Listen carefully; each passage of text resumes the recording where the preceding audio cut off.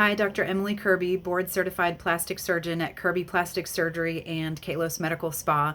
A lot of people have had questions about supplements, either taking supplements to help your immune system and help ward off any illnesses. And some people have asked about specific medications that may or may not make coronavirus worse. So the first one I want to talk about is elderberry. A lot of people take elderberry as a supplement in order to help boost your immune system.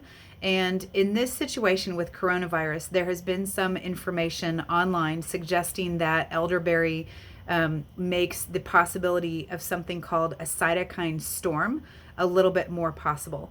What a cytokine storm is basically like an overreaction of your immune system that could possibly create more damage to your tissues than you would have had otherwise in the face of coronavirus. So the information about elderberry is actually quite dated. The study was about 19 years ago. It was a very small study, and it was not published in a peer-reviewed journal. What that means is that the study did not withstand the test of colleagues and peers reading the study, critiquing it, and then voting it worthy of publication. It was actually just posted online, and it's a study that was actually not done in people, but was done in test tubes with a very small number of patients. So all in all, what that tells us is that the study is not a very strong study, and it also tells us that we need more information in order to maintain the conclusion that elderberry is harmful. So if you take elderberry and you want to take it right now, I think it's fine to keep taking it in the face of not having enough information to tell us that we should stop it. The next medication or the next supplement is zinc. Zinc is commonly used to boost your immune system. We use it in wound care in order to help wounds heal. And zinc is a really good one in this scenario. A thumbs up for zinc. Zinc can help boost your immune system enough that you're less likely to pick up the common cold, possibly the coronavirus. We don't know. The next supplement is vitamin C. Vitamin C is also used in wound healing, similar to zinc, and it also is an antioxidant that helps to scavenge or eat foreign substances, possibly also virus particles. So vitamin C is also a thumbs up in this scenario, where it would be fine to keep taking vitamin C. It might possibly help your immune system fight off an incoming virus. The next medication is ibuprofen.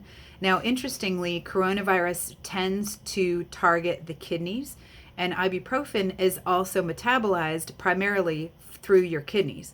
What that means is that if you are taking ibuprofen for a fever and find out that you have coronavirus, the ibuprofen could be challenging your kidneys more than we need to be challenging them. So ibuprofen is a thumbs down at this time if you have a fever that's thought to be related to coronavirus. So if you're not sure, just take Tylenol, which is also called acetaminophen.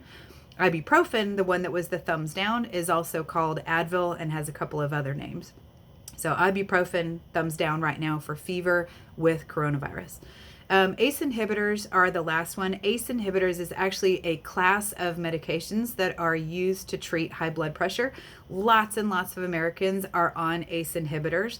If you're not sure, look at the medication name on the vial of your prescription and just Google it, see what it is. And if it is called an ACE inhibitor, that's the medication that we're talking about.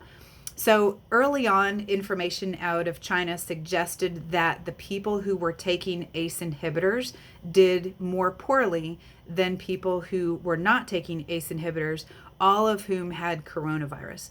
So again, this study was very small. It was very rushed because they haven't had time to study a big group of people. It is possible that the ACE inhibitors might make the virus come into the body a little bit easier, but since we're not sure and since this is not good information right now, the main communication from our internal medicine physicians is don't stop taking your ACE inhibitor. The reason why is if you stop taking your ACE inhibitor completely, you are much more likely to have problems from your blood pressure and from issues related to having high blood pressure than you are to having problems with coronavirus due to the ACE inhibitor. Let me say that again. If you're taking an ACE inhibitor, the recommendation right now is to keep taking the ACE inhibitor because You're more likely to have problems if you stop taking the ACE inhibitor related to your blood pressure than due to coronavirus. So, signing out for today. Stay safe, stay healthy, and we'll talk to you soon.